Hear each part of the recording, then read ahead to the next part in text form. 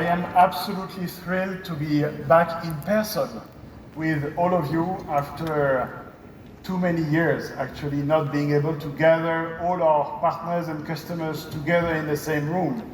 So it's a huge excitement for me and for all of the Schneider team, as Walid has shared already with you, to be able to share some time about our future. And I would like today to dive into one specific angle about our future, which is about electricity. You know that Schneider Electric has always been about electricity and automation and bringing together these two technologies with digital for sustainability of operations of all of our customers. And clearly we are at a turning point today thanks to electricity. And that's also something that has significantly accelerated in the COVID time, because all of us realized all at the same time that we can be stuck by something in matters of hours, which means that in a new world where global phenomena can hit every single region, clearly taking care of the global phenomena, starting by global warming, is a must. And electricity is a solution for this.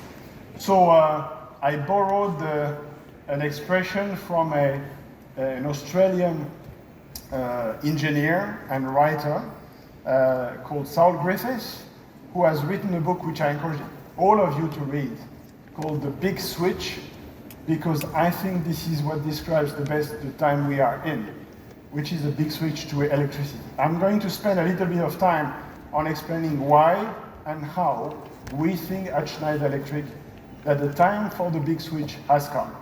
We can move to next. So, as you all know, of course, climate change is accelerating. This is for sure the challenge of mankind today. This is for sure the challenge of this decade. We have been talking about climate change for decades already. We have been measuring the impact of climate change with actual numbers for the last decade, and so we start to see the effect of it. And we have probably entered into the last decade where we can take actual action to mitigate the phenomena of climate change. So action is now. And if you look at what we have today as a phenomenon, more than 80% of the climate change impact is triggered by energy. Energy consumption is really the main driver of what contributes to CO2 emissions, while at the same time, 60% of what we use in energy is inefficient. And as it is inefficient means that we have a big opportunity there to do a much better job. Now, if we want to mitigate these phenomena, I was mentioning that we have probably entered into the last decade where we can take action. It means that in the coming years, between now and 2030, if we want to stick to the Paris Agreement curve, which is not more than 1.5 degrees of temperature increase globally in this century, we need to decarbonate 3 to 5 times faster than what we do today, all of our processes. So you may think, okay, that's not news, that's just a big energy crisis, we've been there for long, and there is no solution. And I'm here to share with you the fact that we think that there are solutions that are not just doable from a technical standpoint, they are also the most rational thing to do from an economic standpoint.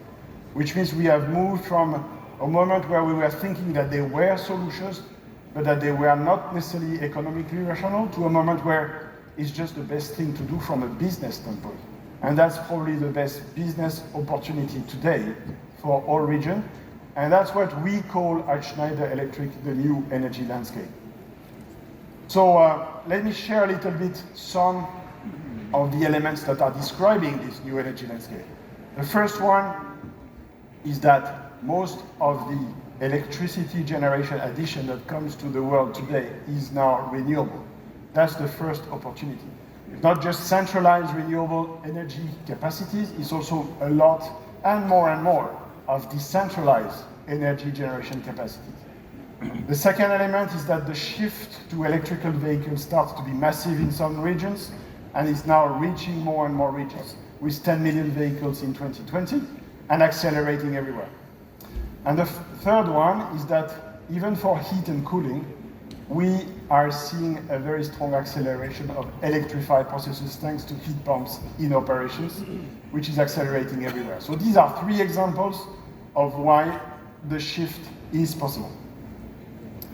Now, what we think describes this shift the best is that we are moving from a world which was really dominated by only fossil fuel generation for energy, and this is shifting to a world where we have a majority of clean source of energy, and where at the same time we address the 60% of inefficiency that is in the value chain of energy to make sure that we have overall an end-to-end much more efficient way of managing energy. And that's enabled thanks to a much better agility of managing demand and response of energy at the same time. So if you look at this transition over the years, you can see that the mix is going to fundamentally change thanks to more electrification, thanks to a decentralization bringing the generation of energy much closer to the usage of energy, which is of course enabling much more efficiency, thanks to more flexibility, which enables to adapt the permanent fluctuation of a more intermittent generation together with a more fluctuating usage. And of course, all this will be much more enabled by connectivity and software, which is going to be the way we manage this new energy landscape. All this leads to many changes of behavior and business models, and of course, we are in this together, and that's where technology is going to help. So just looking ahead on why all this is going to happen in an economically rational manner. If you look at this projection of what is called the levelized cost of energy between now and the future, you will look that as of today, of course, the cost of solar, wind, and particularly wind offshore is still quite high versus the carbon-generated electricity. If you look at the projection in the future, the curve of productivity of solar generation is going to continue to accelerate to make solar generation even more competitive. We don't have model in here what is the storage price. The storage price is going to follow an equivalent gain of productivity, which is based on the scale of storage that is going to accelerate, which means that what we are going to have in 2030 and beyond is a world where the different sources of energy, including storage, are going to level up in a way that enables to have a much more balanced mix in the sources of energy, which is going to enable decarbonation. So what does that mean for electricity? Well, it means first that electricity is going to become more and more the vehicle of energy between the primary sources of energy and the users. So we are going to see, and we start to see, a strong acceleration of electrification all over the place, and that's going to be more and more the trend. The second element is that the electricity of the future, which we start to see becoming the rule of the game in some markets, is going to be quite different from the electricity that we used to play with even a decade ago. We used to have a centralized electricity where we had big assets generating the electricity, then being conveyed through transmission and distribution to the users in a one-way elaboration of the grid. We are going to move into a two-way management of electricity thanks to people operating at the grid level, the grid operators, the retailers, the electricity traders, more and more the virtual power plant players extracting efficiency from the various users to play on the wholesale market. All this contributing to the efficiency of electricity generation at grid level. They are going to reach what we call the plug in the grid to plug journey to try to extract with the users the best efficiency at every moment. So that's one trend. At the same time, the users of energy, the end users, households, industries, retail shops, retail chains, commercial and industrial buildings are going to optimize more and more their electricity usage by having their own generation, by having their own storage, by offsetting some of their loads in a real-time manner to be more efficient, and sharing with the grid in a plug-to-grid journey the way they can optimize their own electricity equation. And this juncture between the two is going to make a much more efficient and a much more decarbonized way of managing electricity. And we start to see this operating in more and more markets. And I have to say, and I'm going to come back on this at my conclusion, that emerging markets are by far ahead of most of the mature markets on this, because there is no fear about technology change in emerging markets, because there is more need of energy in the future in emerging markets, and because this is a fantastic opportunity for emerging markets to leapfrog directly to the most advanced level of electricity management. So how does that work in concrete terms? Of course, we are going to have still central generation assets at grid scale in the future. This mix of generation is going to be more a mix of carbonized and decarbonized generation, including solar, wind, sometimes nuclear, depending on the situation of each of the countries, and of course gas, and most likely less and less coal generation, of course. The grids are going to change to be much more agile, to be much more real-time adapting to a much more decentralized grid, integrating more intermittent generation sources. And what is going to happen on the second bubble, which is the user side, which is that users are going to take much more ownership on how they manage their energy and electricity, notably, thanks to decentralized resources that they own and operate, thanks to storage capabilities that they own and operate, and thanks to intelligence at the user side, that is an intelligence leveraging AI and many other controlling capacities, enabling to determine their loads and also to communicate with the grid so that in a seamless manner at the end, they enable their best equation and they communicate with the grid to enable grid stability. So this is really paving the way for a smart and green electricity world where there will be, thanks to digital, much better visibility of the distribution systems and consumer dynamics. So it's a lot about data sharing between the users and the operators. It's a lot about data collection within the users, depending on the complexity of what they have to manage. Of course, the complexity of the energy equation for a very large industrial plant is not the same as the one that you have for a household, but in all cases, this data on the user side is going to be the driver of the optimization of their sources. Of course, reliability and flexibility of the grid connection is going to remain the name of the game. So wherever we work in the world with grid operators, who are one of the key customers of Schneider Electric, of course, in the last few years, we have leveled up our discussions with them on anything that enables data collection and advanced distribution management systems so that their grid operations can take into account this flexibility that is absolutely needed. Of course, all these trends are leading a number of structural changes in the energy market, and that's depending on the local regulations.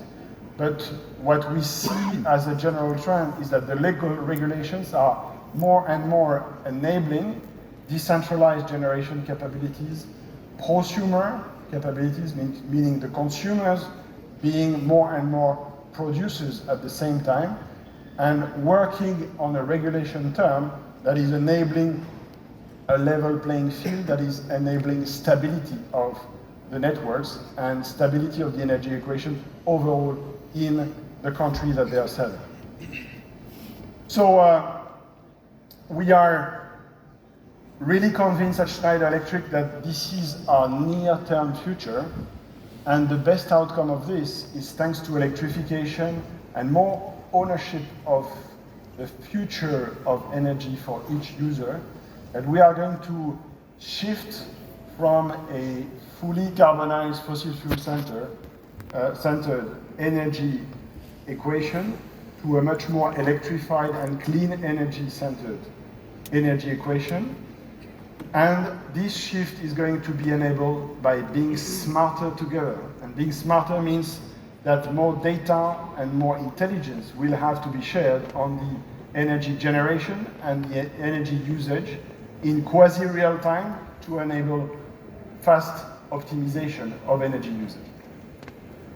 So that's what we describe at Schneider Electric as our mission, which is to be the technology partner and the digital partner for this sustainability journey.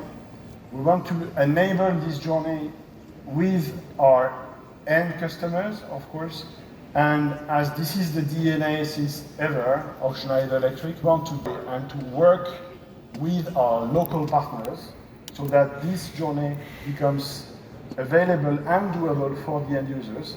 And that's why this journey is a journey that we want to do, as we always did, with our local partners. So, if I had to summarize now, in a nutshell, what is the benefit of taking this journey together? Because I really want to insist on the fact that taking the sustainability journey is not a pain, it's a business opportunity. And this is what makes sense for business. So, the numbers that you have here are numbers that are now collected on thousands of sites and projects that we have deployed with EcoStruxure everywhere in the world. Not just things that we are elaborating somewhere in a lab. That's the experience. I remember 5 years ago we had this the same innovation summit here in Dubai. At that time, of course, we were less advanced in the deployment, but in 5 years we have made a huge deployment of EcoStruxure everywhere. So what we see today is that we can go up to 85% of consumption saving by just digitizing the infrastructure. And in average, we save 30%. We can increase the productivity of CapEx and OpEx phases on the scope that we are focusing on between 60 and 75%. We increase the reliability by cutting the downtime by having a much better understanding of operations by 50%. We increase the safety by 25%. And most importantly, as we are focusing on electrification and decarbonation, we can save up to 50% of carbon spending. That's concrete outcome of digital and automation and electrification technology deployment across many infrastructures. So I'm accelerating on how we can do this, which is basically combining the benefits of electric shift of energy usage in most of the geographies and digital. We are, of course, continuing to build this on our EcoStruxure stack, which, of course, continue to build the best products that are enabling in the bottom layer of EcoStruxure, the connected products enabling to be on the shop floor, delivering metering, power distribution, automation. These connected products supervised by real-time automation control, edge controlling systems, which are enabling to be robust on-premise, so that the processes are running easily and reliably. And we are complementing this by pure software analytics and services, gathering all the relevant data on operations, on maintenance, and on electrification and energy management, so that overall we can enable the most efficient and sustainable operations of all kinds of infrastructure. And we keep focusing on where Schneider knows the end market, which is building, data center, industry, and infrastructure. That's in a nutshell what we continue to build on so that we can enable this sustainability journey with all of our customers. Now, coming more specifically back to the electrification and sustainability journey, how do we continue to build the most visible part of our technology from the end user? And this is where, in the last 5 years, we have continued to accelerate our journey.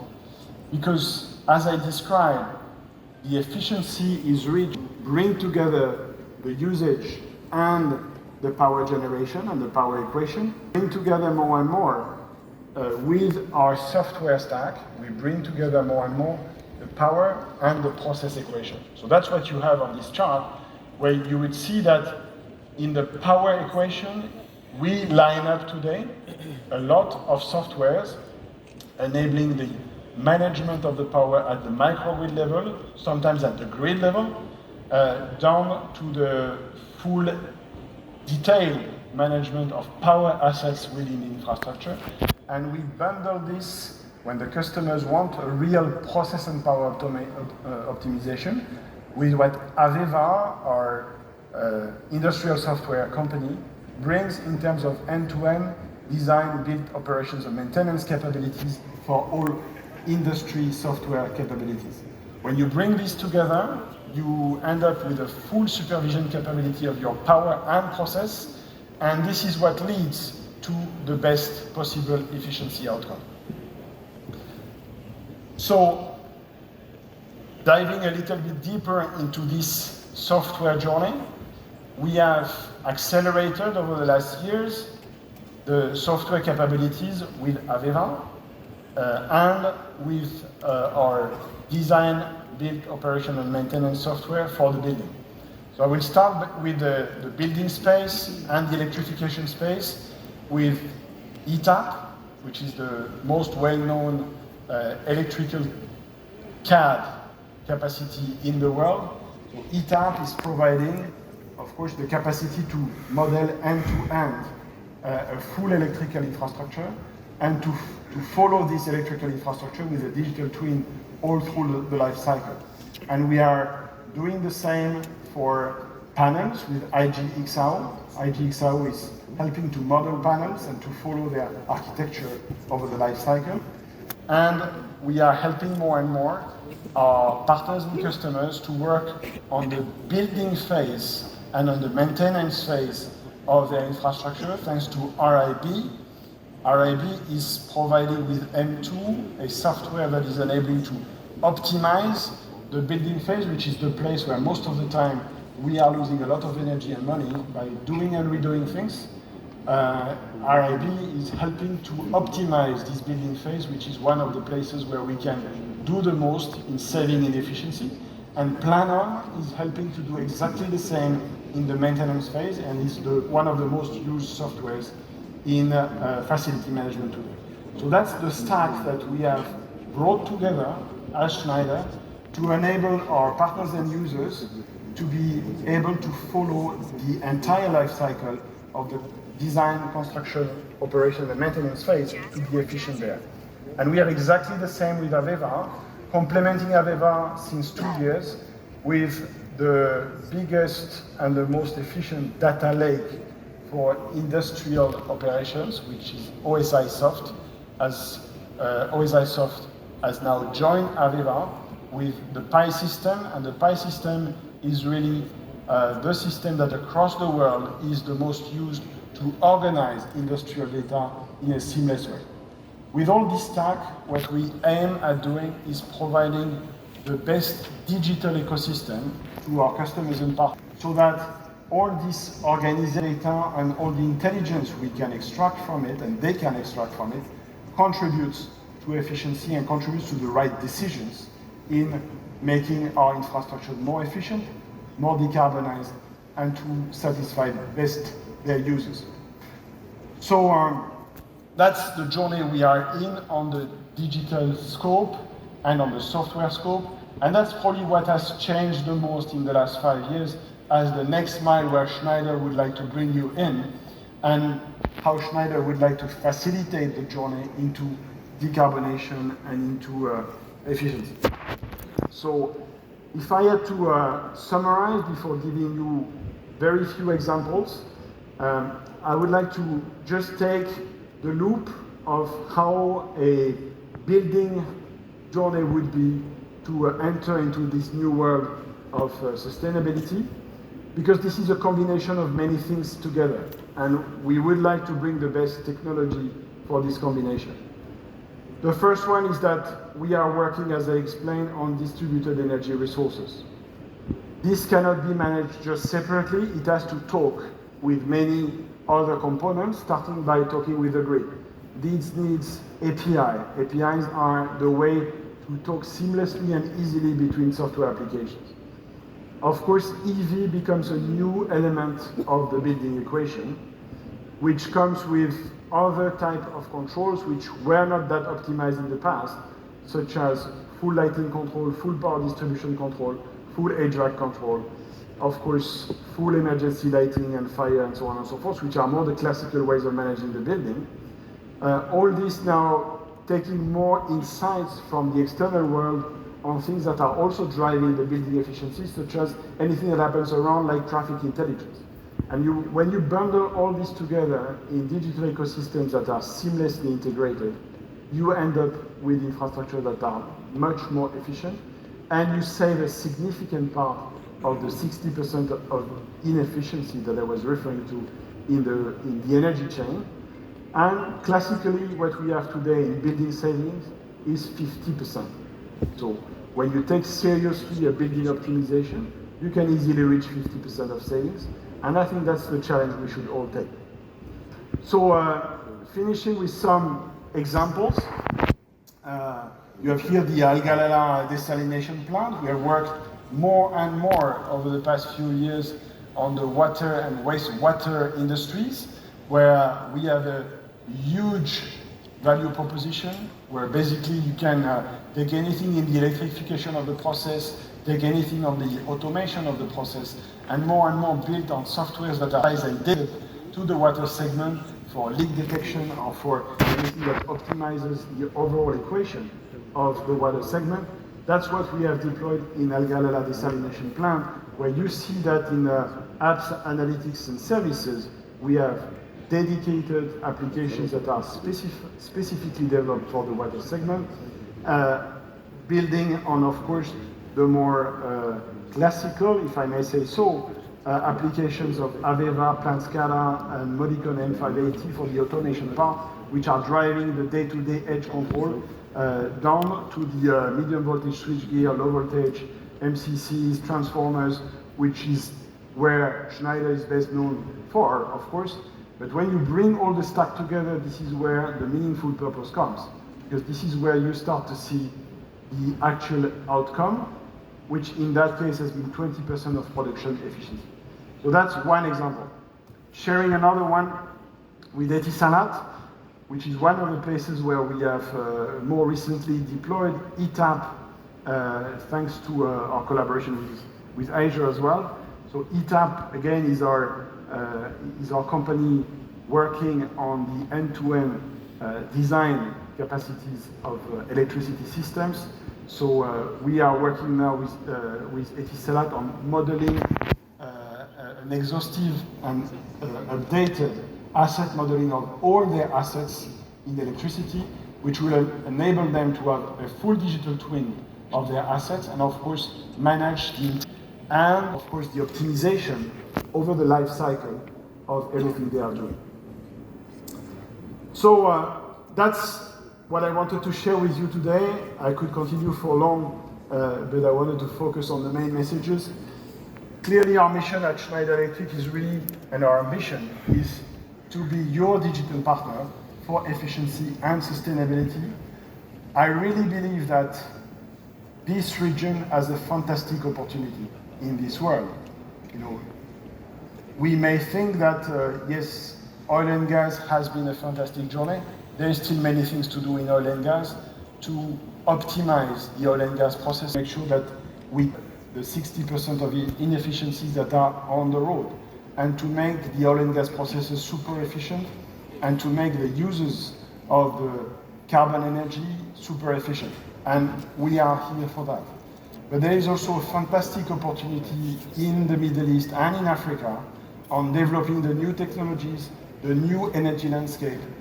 This is a region that has sun and wind, which can generate a lot of new energies, which can leapfrog the usages of energy as well. And that's the challenges that we would like to take with all of our customers and partners in this region, where we see a lot of excitement for this. I am privileged to be chairing a global council in the UAE for sustainability and energy efficiency with Dr. Nawal Al-Husseini, who is helping me to drive this global council as a vice chair.